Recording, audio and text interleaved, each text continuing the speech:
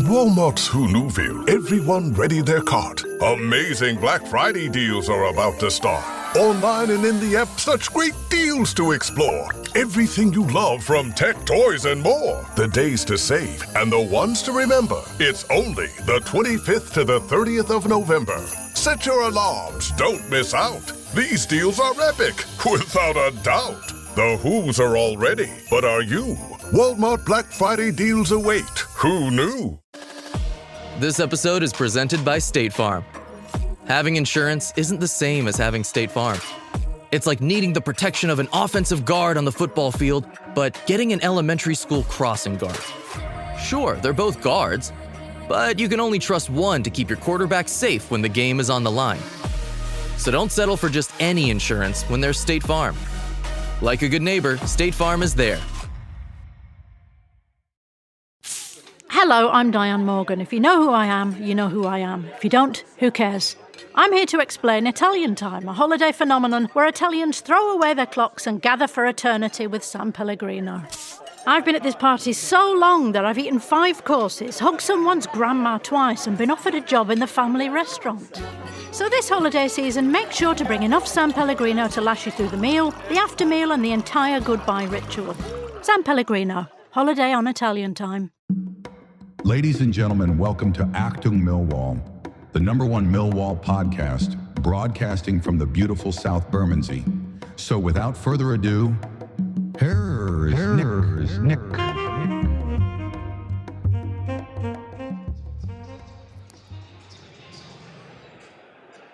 Hello, good evening and welcome, dear listeners. Welcome to a relatively subdued end at the moment. The ground is filling up. We're about 6 or 7 minutes short of kick-off. It's quite sparse in here at the minute. You join me, of course, for the visit of Sheffield Wednesday in the Championship this Wednesday night. It's a moderately cool evening. Flags are fluttering in a breeze on the Docker stand opposite me. My name is Dr. Nick Hart, MD, and this, of course, is Achtung Emergency Room, Guy's Hospital Emergency Room. Welcome to the show. I refer, of course, to the injury crisis that has afflicted us after Saturday's drab and miserable 3-1 loss, which I thankfully followed on Twitter from the Republic of Ireland, the Emerald Isle. 3-1 loss at Portsmouth. No wins in 4 games now, dear listeners, leaving us still remarkably in 9th position after that run of drab and dreary form. 25 points still. But we could be worse. We could be Sheffield Wednesday or in administration. A bizarre story as I was coming out tonight that's on Sky Sports News that Sheffield United have made a bid in the administration process to take over Sheffield Wednesday, merge the 2 clubs, which is one of the strangest things I think we've seen in the modern era. 2 major names. But anyway, that's on their agenda. The EFL and the football regulator apparently are again it, so there's scant chance of it happening. But anyway, there we are. That's the story. And Sheffield Wednesday, of course, in administration, haven't won a pot since the 20th of September with a 2-0 win at, bizarrely, Fratton Park, where we struggled on Saturday. What could possibly go wrong, dear listeners? They actually took a whopping on Saturday, a 3-0 whopping. So they're shipping goals and in dire form. So there we are, dear listeners. It's up to this Millwall team. We do have a team sheet announced. Crocom's in goal tonight. I'm going to go over back 4 of Kramer. I'm going to guess in the right back position. Cooper, Taylor, Doughty. Denor and Kundal, I think, are going to be in front of them. And Imaku, Negli and Ballo, and up front, goal scorer on Saturday, Mihailo Ivanovic. Actually took quite a good snapshot goal to put us briefly back in contention, despite being down to 10 men with the loss of Joe Bryan for a rush of blood to the head. Would you describe it, or just terrible judgment? I don't know. Injuries obviously continued. Derek Mazu-Saku reportedly down for 2 or 3 months after the Fratton Park thumping during an injured list longer than Lurch's arms, dear listeners. It seems to actually coming out. This doesn't feel like a cauldron, listeners, but we'll see how we get on once proceedings begin. On the bench tonight, we've got the return welcome reserves of Femi Aziz and Stephen Bender. Back now, Danny Mack, who played Saturday, is on the bench tonight. I imagine he's still being, nursed back into match fitness. Aziz, as I've said, Danny Kelly, Macaulay Langstaff, Kamal Grant, AJ Matthews, Reece Bangura Williams and Wes Harding. We took a bit of online stick for a wild pass that gave Portsmouth the killer third goal on Saturday. So there we are. Where are we at the moment? We are 9th in the table. We do need a win tonight, dear listeners. Injury crisis. This will feel like a real crisis if we don't beat this struggling Sheffield Wednesday side, who are sinking at the moment on -4 points following their 12-point deduction. If we can't beat these, it will feel like a crisis to me, dear listeners. I don't like to overreact, but we are struggling in all departments at the moment, so we do need a performance from the Lions tonight. Lions are in their familiar dark blue shirts, white shorts. Sheffield Wednesday tonight in all white. Speaking to the News of Den, Alex Neil's asked if this game tonight presents an opportunity to get the team back on track, which is like state the obvious question, Journo. I think that might have been Will. Good obvious question, Will. Neil says, I hope so. This is like one of the most, was the classic press headline, small earthquake in Chile, no one hurt. It's that kind of nothing story, isn't it? We've reacted pretty well from setbacks this season, says Alex Neil. Well, I'm keeping my fingers crossed, Alex. And just to add to your misery, dear listeners, there are online rumours that Pompey are interested in Raíz Bangura-Williams in the January transfer window. He is on the bench tonight. Many of the post-match voicemails on Saturday were asking the plaintiff question, what has Raíz got to do to get a game? I don't know. Let's see if we see him tonight. Millwall ready to... Looks like it's going to be Sheffield Wednesday to kick us off. It looks like they're going to be attacking a cold blow as per the teachings of the Venerable Bede. 9th century Anglo-Saxon England. Ye Millwall shall attack if ye away end in ye first half, said Venerable Bede. Very true it is too. Off we go. This is Wednesday on the break here, the 17. Shot, I think that was a number 10. Is that Barry Bannon? Shot on target, saved easily enough by Max Crocombe. This is Kramer breaking forwards. Tucks it inside. There's not much movement for him in front there. He wanted more options. Nigley. Dispossessed. It's the disgruntlement of the West Upper. Loose pass, gives it straight to Idemo. Don't get many better opportunities than this. He's a man overlapping him. He's 4 barges into him. Referee allows play to continue. No offence there. I thought he just wanted. He had a Ballo on the inside of him there. Might have been an opportunity to put it through to him, but Idemo, I think, saw glory. 7 minutes in, dear listeners. The kind of evening where the odd cry of "come" from one side of the stadium carries across on the wind, almost poetically. I've just come back from the land of prose and literature in Ireland. On the winds, the faintest word, "come," she cried for a lost love. Very nice weekend. There's a lot of Guinness out there. I don't usually put myself in the Guinness drinker category, but I had a lot of Guinness out there. So much, I think I've got more iron in me now than the Forth Bridge, dear listeners. This is Alfie Doughty breaking down the left. Imaku makes a move. It's overcooked. Through to the orange-clad goalkeeper. He's wearing Guantanamo orange kit. 11 minutes. It's been bright enough from Millwall without anything directly dangerous in front of goal. It's been predominantly Millwall with the ball. A couple of moments where danger might have been, a possibility. Story of the season, really. Brightness without any direct cutting edge. I did see a story that my Guava, the season's sponsors, in fact they've got the whole strip of advertising at the Coldblow Lane end, are not trading at the moment. I might have to check that out, so don't at me, but it's either a temporary suspension or complete suspension of business for my Guava, so we might be in need of a new shirt sponsor. Great story. I don't know if it was from the Sunday Sport or the Daily Sport or the Sun about the Millwall supporting Parrot in a pub in Sutton, where the Millwall fan in the pub has taught it to swear and call everyone, the many Chelsea clientele, cunts and wankers. Wonderful story, and a picture of the Parrot drinking from a pint of Guinness as well, dear listeners, which is my new love now. Guinness. In comes this throw-in from Doughty. It was a flick header on. He picks it up again on the rebound. It's into the goalkeeper's arms, unfortunately. Nice little dipping cross from the left side, but no one in there. They go straight to the goalkeeper. Yeah, great story. Big shout out to the the Parrot. Well, 15 minutes into the game, listeners. Millwall by far the brighter of the two sides, but it is 0-0.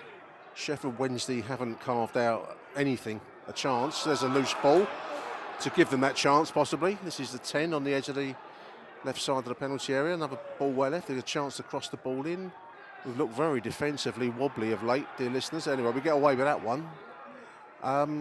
Where was I? Yeah, Millwall the brighter without being overly dangerous, and Wednesday not showing anything at all. But we're playing some nice triangles here, spreading the ball nicely. This is Alfie Doughty. Now it's to Idaho Markle coming down the left side. Comes all 16 minutes here. Ball into the middle, just in front of the extended foot of Mihailo Ivanovic there. That was a nice idea, and that's spurred the crowd up a little bit. It's gone for a Wednesday throw-in on the far side, unfortunately. Watched a little bit of Gaelic football whilst I was in Ireland, dear listeners. And I know we have a lot of Irish listeners. It's an interesting sport. It's had a kind of combination of rugby and football in a way, with a similar kind of rugby posts and a football goal in it. I will admit to you, I couldn't quite make head and tail of it, but it was an interesting sport to see on the TV out there in one of the pubs. GAA. Well, Millwall controlling possession. We're on 18 minutes. Idemo takes his number 4 on. He does well to get inside. He gets bundled over there. That looks like a real shout. Referee's not given anything there. He looked like he went over as he came into the penalty area. Referee's saying no. Looked like a shout to me, dear listeners, for a penalty there. Anyway, it's gone for a left-sided corner. 18 minutes. We don't get much change out of these referees. Jake is in his ear. Looked like he was bundled over as he got ahead of his man coming into the left side of the penalty. I'd like to see that again. But anyway, Alfie Doughty with the left-sided corner. In the meantime, swung in. It's deep. Jake gets ahead to it, but it's gone a bit wayward. That's gone askew from the Sheffield defender. It's going to go for a Millwall throw-in. Doing a bit of artistry with Doughty. Another deep ball. There's, headed wide at the far post by Caleb Taylor there, dear listeners. First real chance of the game. Deep cross headed wide by Caleb. 22 minutes into the game, but we're, I won't say dominating, we're certainly having the better of at the moment. We are searching for that vital first goal. Dinor finds Kramer in space on the right side. This is a chance now. Tristan has overrun it slightly. No. Into the box. Ballow's shot, snap shot. Can he put it away? Went to the man. Shot, second chance there for Ballow. Manages to slap it into a defender there. This is Idemo, free kick. That was an opportunity there. Best chance of the game there, I think. From that break, good ball back from Tristan Crombie. Found Ballow, whose first shot was blocked, and the second one hit a defender. This is Sheffield now. Chance for them to break forwards. Edge of the D. There's a looping shot, took a deflection. Crocombe did well to get a hand to it. That was on target via a deflection from outside the D, where we've been particularly vulnerable, it seems to me, as watching on from across the Irish Sea. We didn't look good with some of the Pompey goals on Saturday, and we've conceded a few of them. Anyway, this is a right-sided corner now for Sheffield Wednesday. Chance for them to put the ball into the mix. We're on about, 27, got almost 28 minutes. Near post, headed away. Cundall that was at the near post. There's a long ball forwards. This is number 10, Bannon, cuts inside on the right side of the pitch. There's a chance for the 7 to get a shot away. For a moment there, it looked like we were giving him the freedom of the London Borough of Lewisham. Specially signed certificate. Freedom to wander wherever you like by Sir Steve Bullock, former mayor. As it was, he put it well wide, but this defensive issue does make me feel a bit itchy and scratchy, dear listeners. 32 minutes, dear listeners. The Lions will be disappointed not to get something out of this half. That's my judgment at this third point of the game, 1/3 in. Wednesday don't look dangerous going forwards, but unless Mill capitalise on their possession and on their evident superiority, then you open up the possibility of Wednesday nicking a goal from a loose ball, like almost was played there from Negley. Someone don't like Negley in the crowd here, listeners. Does not like him at all. 37 minutes. Ball's bouncing around into the action there. It falls to, point after touchdown. I mean, that was a shot of sorts from Jake Cooper. Went high over the bar. Would have got a points in GAA, Irish listeners. I don't know how many points. It would have got something for it though, because it was high over the bar. Kramer putting a lot of work over on the right side there. Chasing back, chasing forwards. Man of the match really so far for me, Tristan Kramer, just based on effort. Mentions and dispatches for Idemo. He's putting in a lot of graft on this left side. Looks our most dangerous player. The ball breaks. There's a shot from distance by the 10. It was on target. It was almost Beckham-esque there. It's batted over by Crocombe, chasing back. Almost tried to lob Crocombe from the halfway line. Ambitious shot. A good save, actually. He was having to run back and got a fist to it over the bar. 42, going towards 43 minutes. Going to be a right-sided corner for Sheffield Wednesday. That's their only chance of the game, but that was a decent one. Lions need to stay switched on. If we can't get a goal for short of half-time, let's stay tight at 0-0 and go in at half-time and reform. Great advice from Dr. Nick Hart here. In it comes from the right side. That's taken easily up by Max Crocombe. A frustrating half in many respects. We've had time and opportunity to pass the ball around, but final balls have not been of the highest quality. They sound like a butler. They don't know this. The Jeeves, the final ball has not been of the highest quality, sir. Imaku now is up against the 4 on the left side. He goes past him like a knife through butter. Gets clipped there. Free kick right on the line. He's saying he got the ball. He didn't. He got Idemo. About a foot short of the penalty line, though. That was the 6 that time. He gets a yellow card for his troubles. We're ticking towards 45 minutes. It'll be whatever added time. There's been a huge amount of added time. I don't recall the trainer coming on at all. Chipped in. Bouncing around. It's hoofed clear. There's half time. No added time at all. 0-0. Don't think that deserves a boo, dear listeners. Hasn't been brilliant stuff, but we've had the better of it. And we've had moments. So anyway, there it is. At half time, it's Millwall 0, Sheffield Wednesday 0. Purina believes no one should have to make the impossible choice between their own safety and their pets. But nearly half of domestic abuse survivors delay leaving because they can't bring their pets with them. Through the Purple Leash Project, Purina is helping create more pet-friendly domestic violence shelters so survivors and their pets can escape and heal together. Visit Purina.com/purple to learn more. If we knew more about our sleep, what would we do differently? Would we go to bed at a consistent time or take steps to reduce interruptions to our sleep? With the all-new Sleep Score, Apple Watch measures your bedtime consistency, interruptions, and sleep duration. Then, every morning it combines these factors into an easy-to-understand score from 1 to 100. So you'll know how to take the quality of your sleep from good to excellent. Introducing the new Sleep Score on Apple Watch. iPhone 11 or later required. This episode is brought to you by LinkedIn. Healthcare professionals can lead their careers with LinkedIn.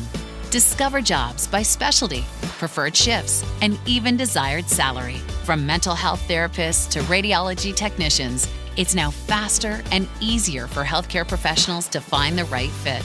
Learn more at linkedin.com/healthcare. Side effects may include faster job placement, improved work-life balance, and increased career satisfaction. You're listening to Achtung Millwall. Well, welcome back, dear listeners, to the second half. Lions are out, ready to kick us off. General consensus amongst the WhatsApp groups and the X and all the places that you look for your half-time fix of Millwall news is this has got 1-0 to Sheffield Wednesday written all over it. We have not looked fantastic. We've had plenty of the ball in the first half, but we haven't really done anything with it. There was a couple of moments that stick in the mind, but nothing much, let's put it that way. And I do remind everyone tuned into this edition of Achtung Millwall that Sheffield Wednesday have not won a pot since September.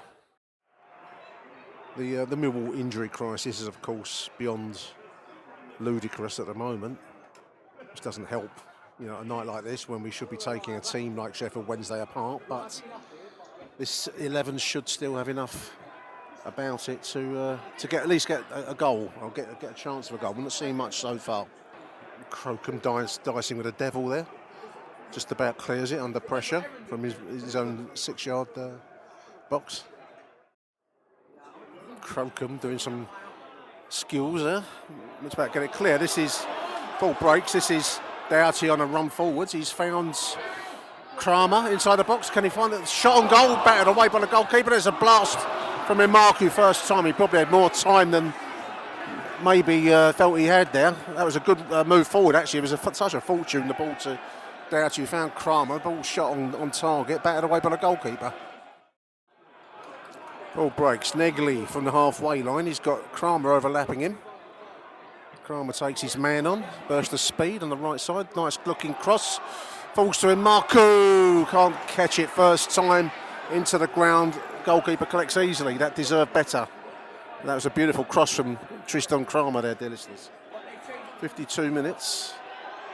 Lions have a little bit of urgency about them, which is good to see. This is Kramer now on the right side. Inside is Dinor. It's back to Tristan on the right side. What can he do? His cross is deflected upwards rather than falls to Ivanovic. 1-0 Millwall. Ivanovic from close range. Disallowed. Contain your excitement, dear listeners. It must have been offside there. Put away by Mihailo, but offside, I think.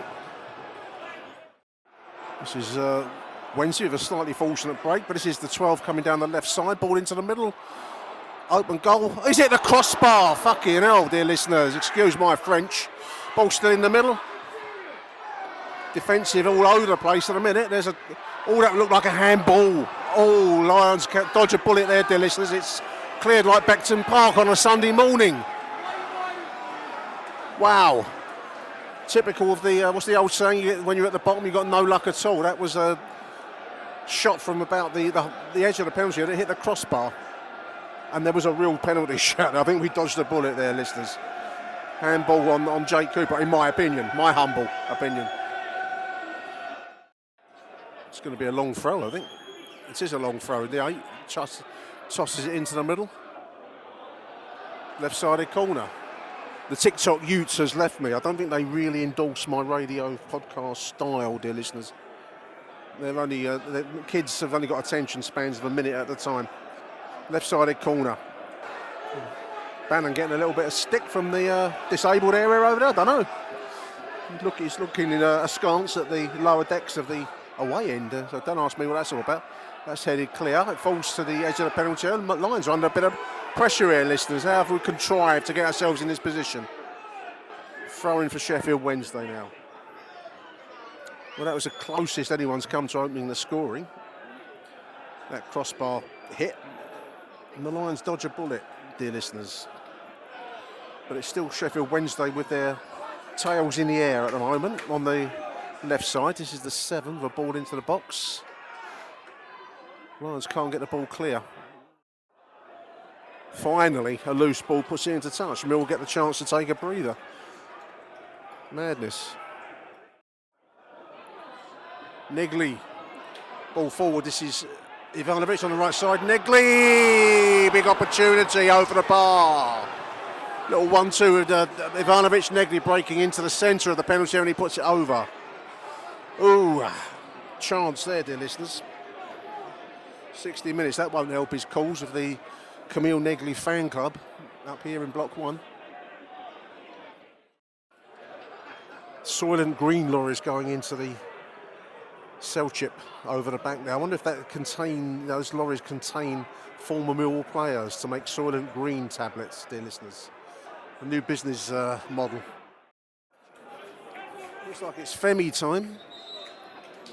High time for Femi time. No, it's Reis. Reis is coming in. Ironic applause all around me. Coming in for Negley. That will please the fan club. And Bellows coming out for Femi Aziz. Again, to general approval. Dinor spreading play. Doughty on the left side. Ball into the middle. Evades the 2 Millwall forwards in there. Runs clear. Millwall pressure now, listeners. This is Jake Cooper on the halfway line. Femi on the right side. Kramer overlapping him. Ball into the middle. This is Ivanovic. Oh! Blasted over from close. Who was that? Lovely little flick back from Ivanovic there. I think that was Kundal. Put it high over the bar. Now he's hobbling. We don't need any more injuries, listeners. Norman Wisdom style, but that was a chance. Wow, put that high over the bar from close range. 67 minutes, halfway through the second half, listeners. Millwall knocking at the door. Ball into the middle, put behind with Imarku lurking at the far post, listeners. Line's looking a lot more dangerous. 70 minutes, left-sided corner. In it comes from the left side. Deep one. There's Kramer, the header. Bouncing around. Oh, off the line. Wow. The Wednesday players congratulating her like it's a goal. It was a close range shot. Couldn't see who, but it's batted off the line. It's going to go on the left side again. Another corner. Alfie Doughty to take. Here we go then. Doughty again from the left side. Deep one, deep one, deep one. This headed off the line. Wow, that was a header from Kramer. Oh, Taylor. I think it was Taylor. Ball back into the middle. Where's Femi Aziz? Ball in from the left, headed over from close. Femi Aziz, dear listeners. The talisman. 1-0 Millwall. 72 minutes. Wow. I didn't think that was going to come. Let's have a look at it again. It was a ball in from the left side.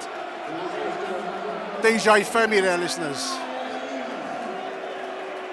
Lob back in from the middle, and it's headed in from close range there from Femi Aziz. Danny Mack coming in, looks like. Doughty coming out. Looks like Danny's going to go into the left side position. And that's woken the crowd up after what has been a pretty soporific game overall. But certainly the last few minutes since the introduction of the creatives, the Gilbert and George of Millwall in Femi Aziz and Ray Spangura Williams, we've looked a lot more artistically creative, dear listeners. Denor spreads play. This is Imarku. I'd like to see him get something, Imarku. He's been willing all for a game that has been a pretty dire show overall, but he's always been there. This is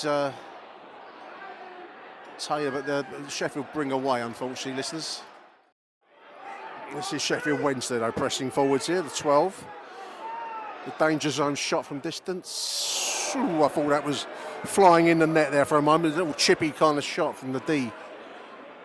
I don't know how much wide it was. It probably looked worse from my angle. That's what I'm hoping. Sense of relief around the den, dear listeners. What are we on? We're on 76, going to 77 minutes. But it is a slender lead. Here comes Sheffield Wednesday from the left, ball into the middle. There's Crocombe. Does well to take that ball in from the left side there, and the feet of a oncoming white-shirted forward. Ball spreads. Danny Mack now on the left side. He's got Imarku outside him. This is Imarku. He's got Kundal inside him. Kundal to Kramer. My man of the match tonight, Tristan Kramer. Ball into the middle. It's cleared by the Wednesday defence. It falls to Femi Aziz on the right side. Ball into the middle. Blasted over from Femi's cross. He holds his hands to his head for that poor effort over the bar there. Who was that? Kundal. We do lack ruthlessness at times. Large quantities of our squad. Kramer. Aziz now. Drifting inside. He's got Imarku free on the left side, shot on target. Oh, batted away by the goalkeeper and then couldn't quite fall to Ivanovic. He does fall to Kramer. This is Kundal. Well, couldn't quite produce the killer punch there. The denouement, it's gone for right-sided corner. Kramer looks frustrated that we didn't produce the denouement there. Incidentally, dear listeners, I have put some calendars with Kelly at the Lions Food Hub stall by the side of the double pie mash. Oh, there's a ball over the top there. That's. Ooh, I thought there was a slight penalty shout there for a moment. Aziz does well to draw a free kick. There was a moment there where I thought we might have conceded a penalty, dear listeners. Referees let it go, thankfully. And yellow card there for that challenge on Femi Aziz. Yeah, anyway, back to the Achtung Millwall calendar. I put a bunch of them with the Lions Food Hub stand behind in the fan zone at the Coldblow Lane end. £10 per calendar, all in little stiff-backed envelopes, keep them looking nice. All takings will go directly to the Lions Food Hub, dear listeners. Designed by my own good hand. All support is appreciated, and I've said to Kelly if she needs any more, I've got more indoors. If you want to get in touch and get one by post, then hit me up on achtungmillwall@gmail.com, or give me a shout on X and we'll sort out the payment details. Deets, I think the kids call them, the deets. I will stick details in the show notes as well as. We're ticking towards the 90th minute. Man of the match, Femi Aziz. Well, yeah, okay.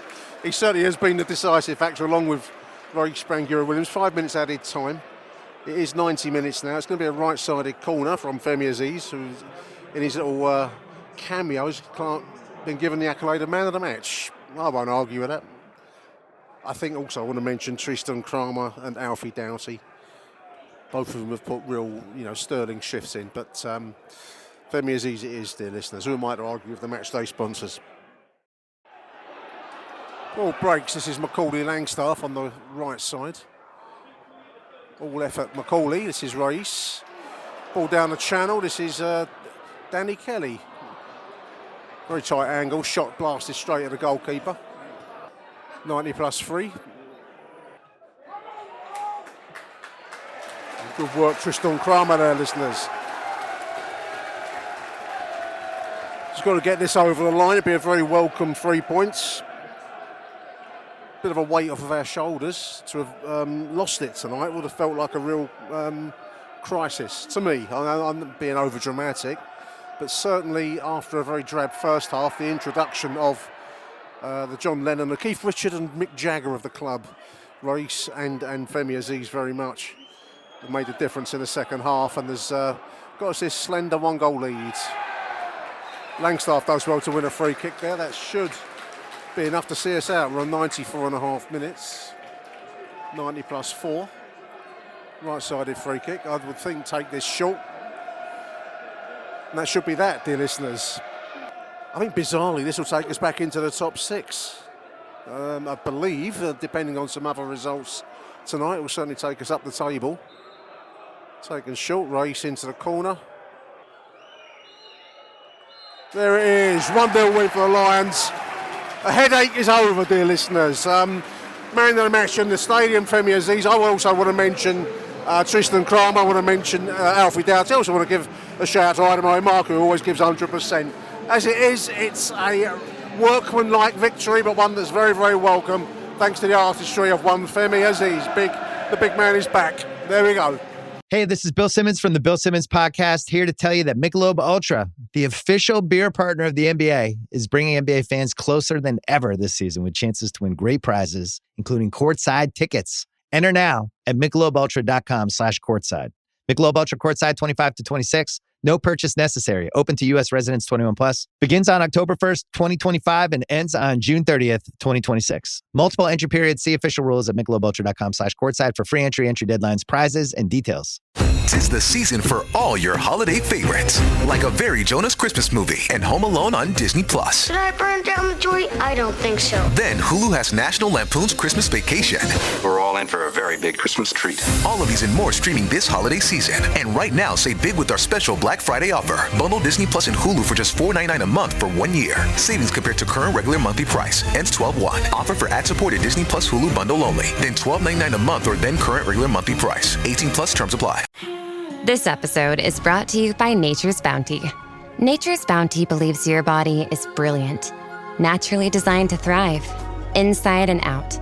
For those always looking for new ways to support your health from head to heels, Nature's Bounty has a range of over 400 vitamins and supplements born from 50 years of trust and care. Nature's Bounty. It's in your nature. Visit naturesbounty.com to learn more.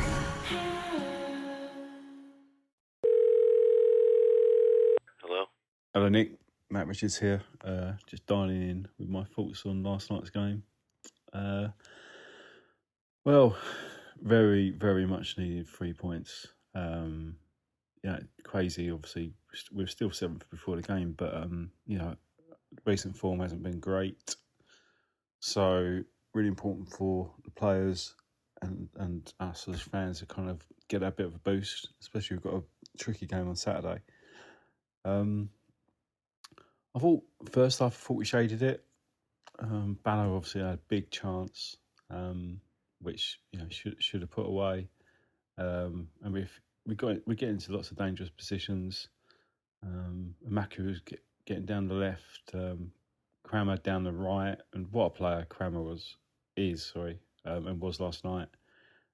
For me, he's like player of the season already. I'm calling it. It's just wherever he plays brilliant. He's his energy and his passion. He's positivity. He's got confidence, isn't he? I mean, I think this is the thing. I think with the team in general, lots of inexperienced players, both football and also at this level. And sometimes you just need that player with a bit of confidence, just take someone on, get a ball over. And he's got that. He's got buckets. Anyway, yeah. So, but Wednesday had a few chances, didn't they?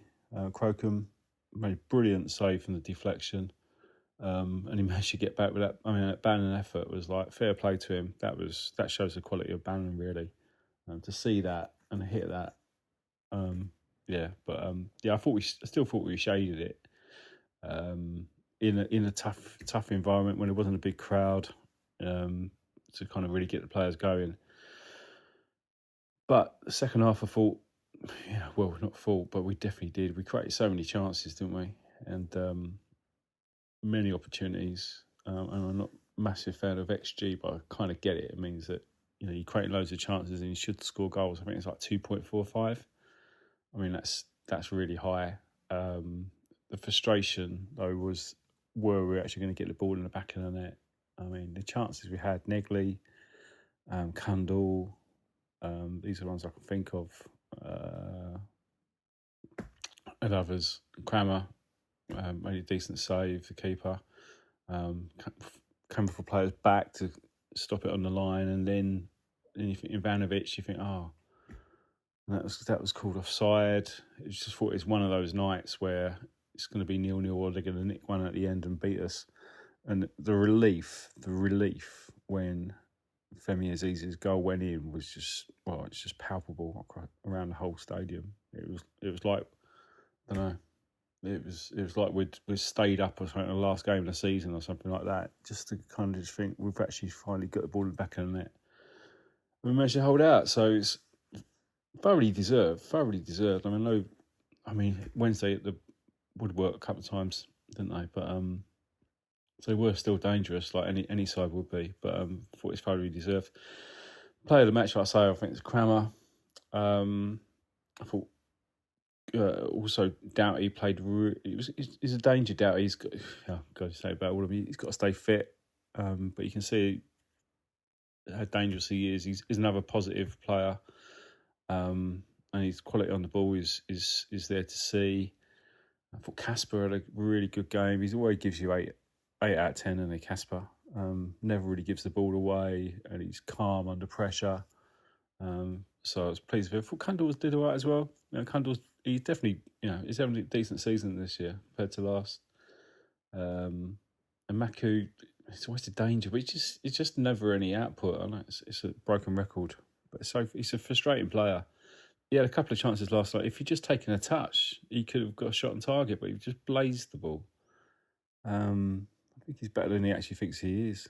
Or he thinks he's better than he actually is.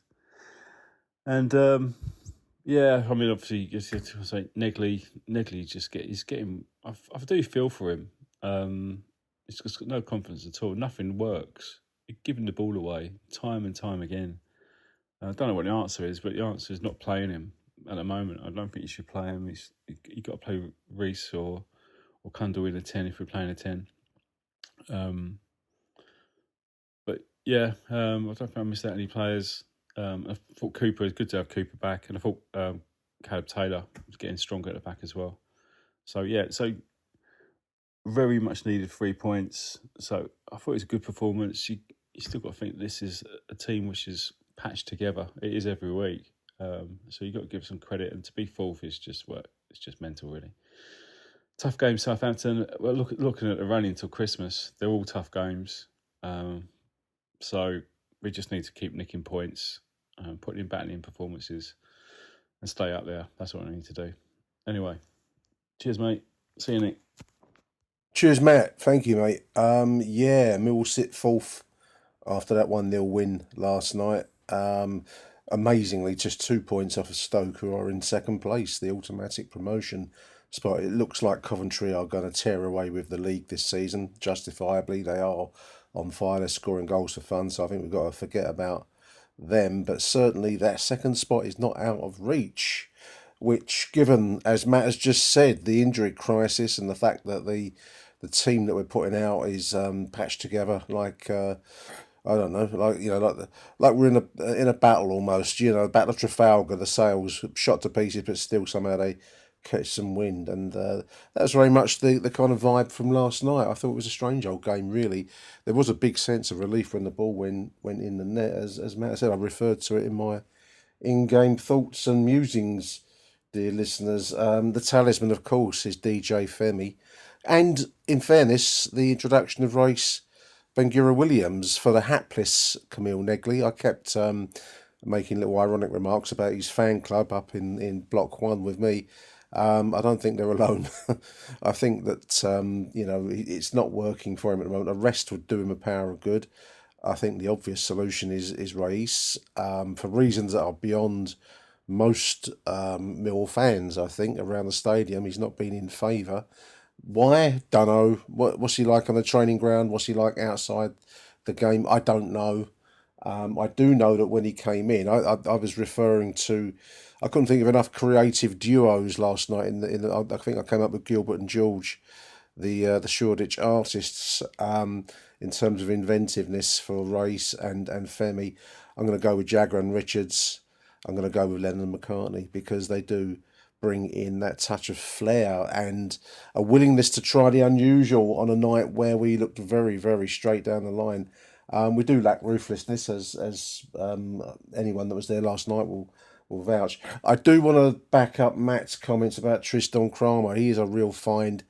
Let's hope we can hang on to him for as long as possible, because I've not seen a player that has so much confidence, as Matt has alluded to, but is also just so adaptable and looks so good both as a central defender and in the right back position. He brought real danger to a Sheffield Wednesday team that weren't up to much. They're justifiably where they are in the league table. They leave aside the administration, Doc, which the team can't control, but they didn't look up to much at all last night. But that win, however it was achieved, by whatever method, does leave us sitting in fourth position going into Saturday's difficult game against Southampton, who are at the moment winning for fun. They put 3 past Leicester. I see here on my BBC website here. Not my BBC website, the website on my phone, dear listeners. There we are. Big shout out also to Idemo Marker, as Matt has alluded to. Lacks quality. He lacks finesse. He doesn't lack effort and commitment and loyalty to the cause. And for that alone, he's a Millwall player. And I like him. I like the boy. I wish he could maybe get a little bit more finish. The old veneer finish. But there we go. We're going to take a short break for some adverts, and then we'll be back after that with Matt Webb. Stay tuned, dear listeners.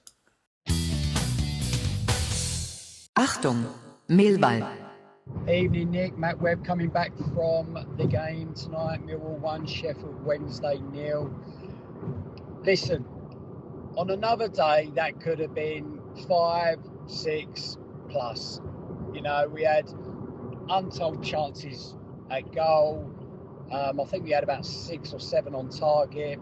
It's just one of those games where you throw an onslaught onto a team, and unfortunately only one comes in.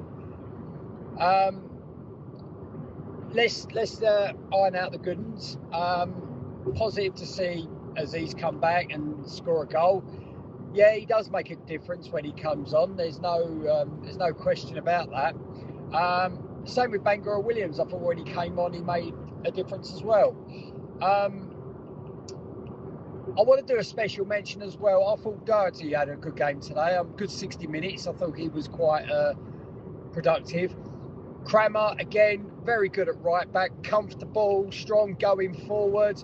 I thought, to be honest, in my book, I thought either one of them were shy of man in the match territory. I would have given it to Crammer. I'd also shout out to Crocombe as well. Now, yes, it was a 1-0 sort of game where, we put chances. If we put our chances away, we'd have done a lot more. But you know what? Give Sheffield a bit of credit. I mean, you had that little pixie Bannon shoot from 40 yards and Crocombe tipped over the bar. And also he put one as well. He made a good save in the first half from him. But also he had to adjust his body accordingly for that deflective shot in the first half. Which, yes, it was a good comfortable height. But if you're a guy of his size and it's a deflection, you've had to adjust your body so much to reach for that. That's actually a bloody good save. It's actually a really, really good save. And, I think credit is there. And also in the second half, when they hit the bar, it actually came off Crocombe's hand to tip that onto bar. So do you know what? I'd actually throw him in the mix as a man of the match performance as well. But you can't take it away from when the player of Femi Aziz's calibre comes on. And, fair play to him. I want to hear what you think, mate, and it's two players in particular. And he's Negley and Ballo. Now, barring probably 2 games all season, I've not seen Ballo, in my eyes, not say make a difference to the team, but I just don't see his worth. Now, I get he's an overseas player and settling into life in the UK, and he probably has to adapt. And the same applies to Negley, and Negley's had a bit of a stop-start season, hasn't he, really? I mean, he scored a goal on the opening day of the season, and that great free kick, I can't remember who that was for, but you know what? I'm just trying to see what value they bring to the starting 11. Albeit, are they in that starting 11 by default at the moment because of injuries? So yeah, it's a topic of discussion, really. Also, Imaku as well, done well tonight. So, all right. The scoreline probably doesn't serve its justice, but you know what? Come away from there pleased. We won. 3 points up to 4th, and as ridiculous as it seems, we could go second if we beat Southampton on Saturday. So, all these doom and gloom merchants out there, come on, all right? We're 4th. We've not had a start like this for a long while. So let's carry on going. Let's see how we get on come post-Christmas, and come on, new lines. Good stuff, Matt. Thank you very much, mate. I said prior to the start of proceedings last night, listeners, that if we'd have got beat by Sheffield, it wasn't that far away. It was a closer run thing than perhaps, as Matt has just said there, we did dominate proceedings, but equally they had their moments and had their chances. And I do agree with you, Matt, about Max Crocombe, who made 2 terrific saves. One from the shot from Bannon in the first half, and the other one was a similar event, which I think took a deflection, which you've mentioned. So it was a quiet night for Max Crocombe, but you've got to stay switched on for the big moments when they inevitably come, and both were, in their different ways, top-class saves by Max Crocombe. So I'm very confident in him. He takes the balls, he takes crosses well, and it was interesting with Stephen Bender on the bench last night. I was praying that we didn't get an injury, and back came Bender, who has more flaws to his game for me. You asked me a question there, Matt, about Camille Negley and Turno Ballo. Negley is clearly bereft of confidence at the moment, and he will be hearing, especially on a quiet night at the Den, he'll be hearing what I was hearing around me. I'm high up in the birdshit corner, listeners, as you all know, and I was half joking when I said that the Camille Negley fan club was around me, I think there is a sense increasingly that he's clearly off form. He's making wayward passes, one of which, it's cost us goals in previous games. He got away with a few moments last night, and he's not looking effective going forwards, which is a shame because I do think there's a good player in there. We saw the way he took the goal on opening day up there at Norwich. I think there's potential there, but potential that is not being fulfilled at the moment. So, yeah, I would rest Camille Neg. We actually looked a lot improved when he came out of the game. We looked more likely to score with the introduction of Jagger and Richards, as I'm going to call them now. That's RBW, Ray's especially, and also Femi, the talisman of the side. But Race's willingness to... or just his ability, perhaps, to try the unexpected and for it to work. Whereas I think Camille is lacking the confidence in himself, and it must be a destructive frame of mind to get into where you start to doubt your own abilities. I think if everyone is honest with themselves in life, you know that feeling, you know those moments, you know where the little voice. I think it was the Tony Cascarino book that I remember reading years ago, compared himself with Teddy Sheringham as a striker, and Cascarino all his career said he battled the little voice who was saying to him he's not as good as he is being presented as. He's almost like imposter syndrome. We all know that, I think. Do you know that? I know that in my life. Whereas Teddy had ice cold water flowing through his veins by Tony Cascarino's measure. And I do think at the moment that Camille Negley is in the grip of the little voice, and it's incumbent on the coaching staff to work with the boy, because we paid money for him, number one. He has been bought in as an investment to try and resell him for more, and at the moment we are not nurturing him to whatever level he can achieve in the English game. It's going to be more physical than Dutch football. Everyone is, agreed on that. I believe there's a good player in there. Whether we can afford to carry him as we are at the moment is probably the real question. I think he needs to be benched. He needs to have work done at Calmont Road with him, and he needs to look to the likes of RBW, Race, for sheer confidence and willingness to go through the wilderness a little bit. I mean, Race came into the game last night and looked effective, and he looked inventive as well as that, and that takes mental strength. I really hope we keep him. I really hope these online rumours about Race being of interest to Portsmouth come to nothing, because I think, like most Millwall fans, we see him as one of our own. He's a real talent, and since the departure of Romain Esse, he looks like a real quality turn for us.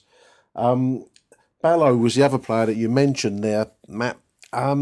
Same really. I think he looks a little bit lightweight. He's got work to do. I don't know physically to what level he can bulk up and strengthen, whether that's going to detract from any speed that he's got.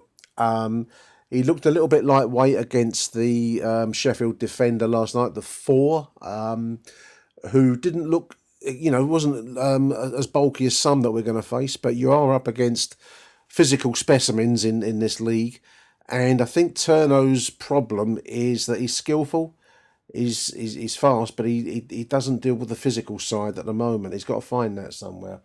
Austrian football just, I don't think, has the same physicality that is going to be a feature of the English second division, the English Championship. So Doughty, you mentioned, and others, I think Matt Richards mentioned earlier on. I agree. I think he's looking much fitter. He's looking more effective. And I liked him last night. And, for whatever reason, he's come through injuries. He's come through not looking fit. Let's be blunt. He looked fitter last night, and that's going to be to his benefit. So, of course, in the end, it comes down to DJ Femi, who's a difference maker in the side. Got a goal last night, header, unusual way for him to get a goal, but however they come. We can't afford to be a one-man band, though, dear listeners, can we? With the January transfer window looming, I think there has to be movement.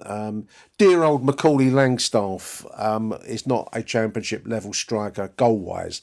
I think he'll give you work and effort, and he seems to come in now when a dynamic, running around a lot kind of player is needed, but he's not a finisher. Remains to be seen whether Ivanovic can mature to the point where he can become a killer, an assassin up front. He's not there at the moment, is he, dear listeners? But I've got more faith in him. So there needs to be movement, needs to be chess movements, and I would not be surprised if we see Macaulay possibly going back from whence he came back to Notts County, where he did score goals in the lower levels. And fair, you got to be fair to the boy himself. You can't be happy when you've come out with a clutch of goals in other divisions, other leagues, lower divisions levels. But you're not really cutting it at this point, and there has to be movement. We've got to get more goals. It can't just be Femi Aziz. Anyway, there we are. Big thank you to Matt Webb. We've probably got space for one more in this show, and we're going to listen now let's have a listen to Rob Abbott. And fair play to you, Rob, for coming over from Ireland for the game last night, mate. I saw your post about landing at Gatwick. Nick, how we doing? Rob Abbott. Currently sitting on the motorway from Dublin Airport back to work after coming over last night for the 1-0 victory against Sheffield Wednesday. First off, the starting 11 was the 11 that I thought would start the game. A bit surprised how he lined up the front three, though, with Ballo in the 10 and Negley off the right and Amaku on the left. But Doughty and Amaku, I thought, combined very well through the first half. Ballo wasn't really in the game in the first half, and then I could see what they were trying to do on the right-hand side. They wanted Kramer to play really high. And when Taylor and Cooper got the ball, Negley was dropping into a sort of a hybrid right back, right mid role. Could see what they were trying to do, but it didn't really work on that side, because every time we gave the ball to Negley in our own half of the pitch, number one, I was nervous. Number two, he turned the ball over a few times and nearly caught us out against a better team like Southampton on the weekend. I think they could have potentially punished us, but overall that first half, it wasn't really that exciting. A few times Amaku got us off the seat with some driving runs. Whizzed a few across the box to Noah Val. The big one was Kramer's big bursting run down the right-hand side, and he pulled it back to Ballo. I think Ballo should score the first one. The second one, I praised the defender as unbelievable block, and it was a good shot by Ballo, actually, the second one. But, apart from that, there was lots of errors, wasn't there, in the first half. We looked a bit lightweight. Like I said, Ballo wasn't really involved by that chance. Negley was losing the ball, getting pushed off it. Kundal looked quite lightweight. And then Crocombe made a few very good saves. One from a deflected shot. I think it hit Taylor and he tipped it around the post. And then Barry Bannon's effort from just around the halfway line. Fair play to him. Look, he's been a bit of an enigma for us over the last 15 years, but he is still a seriously talented footballer at 37 years old. But 0-0 half-time, not that exciting. Probably a fair score at half-time. Then I thought we started the second half with the same 11 quite brightly for 5 or 6 minutes, but then Wednesday come back into it a little bit. And then 60 minutes is the talking point, isn't it? We've introduced Femi Aziz and Bangura Williams, and you could just see the energy that Aziz brought, and not only himself but to his teammates and to the crowd. You can add Bangura Williams in that too, because they changed the game. They put us on the front foot, and the 7 or 8 minutes before we actually capitalised on that goal by Aziz, we were absolutely battering them. Some of the interchange down the right was splendid. I think, there's a few chances. I don't know how Kundal's put that one over the bar from very close. Taylor's had one off the line. There was another one blocked on the line. But the goal come, and we deserved that goal, in my opinion. And we looked a very, very good team from 60 minutes onwards. Albeit, I'd say a little bit open compared to how we're going to have to play against Southampton at the weekend. But look, we just needed to win that game of football last night and get the 3 points to stop the run of 4 without a victory. And getting those 3 points has moved us up to 4th place. What a bizarre, crazy league this is. So very positive. Onwards to Saturday against Southampton. Yeah, I think we can't play as open as we did last night. I wouldn't be surprised if we saw a back five to start the game. Will Aziz start? I think if he gave him 30 minutes last night, I like to think he might get 45 to 60 on him on Saturday. So it's probably best to start him because we obviously know how crucial the first goal is for us this year. So I'd be starting Aziz, I'd be starting Bangura Williams. And I think the Doughty Amaku combination on the left-hand side will have to resume. Looking forward, actually, to potentially getting Sturge and Doughty working together because Doughty is a class act and his delivery is very, very good. And I think potentially when those two can link up down the left, we will create more goal-scoring opportunities, create more chances, and then you can have Amaku coming on at the end of the second half, late in the game, and when the defence are tired, running at them. But look, 3 points, onwards and upwards. Hope you well. I tried to get a calendar yesterday from the food hub, Nick, but you hadn't arrived yet, so I'll get one next time I'm over at a home game. But take care. Got to add, Nick. Ivanovic from 60 minutes onwards looked like the forward that we had last year. Not seen any highlights to see whether he was offside, but that was a nice finish, albeit it was ruled out. But yeah, 60 minutes until he went off, he looked proper good and was linking up with Aziz and Bangura Williams. So let's hope he's back. Thank you, Rob. Yeah, apologies about the calendars arriving late. The traffic coming across from the east side through the Rotherhithe tunnel was an actual mare last night, dear listeners. So I was well late compared with what I wanted to do. I have given Kelly about 25 of them. So they will be there for Saturday, and I've got a load more here if she needs them. So if you do want to get yourself a calendar, dear listeners, visit the Lions Food Hub stall, which is by the pie mash stand behind the CBL end, tenner. And they all come in a little stiff-backed cardboard envelope, so you can keep them looking nice. And all the donations go there, obviously, direct to the Lions Food Hub. Any postal orders, give me a shout either on X. You can direct message me at Achtung Millwall, or you can email me at achtungmillwall@gmail.com. And we'll work out the postage costs depending on where you're located. UK, we're asking for 12 quid for the large letter price. Abroad, it does vary a little bit. It's about 4 or 5 quid-ish. But anyway, we'll sort that out. Big thank you there to Rob and indeed everyone for their voice notes. I'm going to do another show later with Merv, so the remainder of the voicemails will be on that show this evening. So for the moment, as we're just short of the hour mark now, I'm going to call it quitters there, dear listeners. Big thank you to you for tuning in. What a welcome win that was last night, as Rob has said and others have said. It feels like a weight lifted off our shoulders, and a big game on Saturday now looming.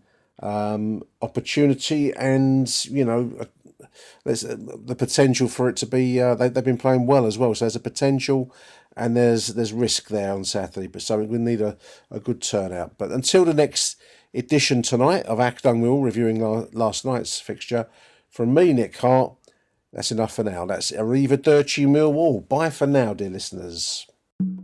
You can hear Achtung Millwall via all of the major podcast platforms, including Spotify, Apple Podcasts and Amazon Music. You can even tune into us via YouTube. Ooh, arc it in. Who do you want to watch?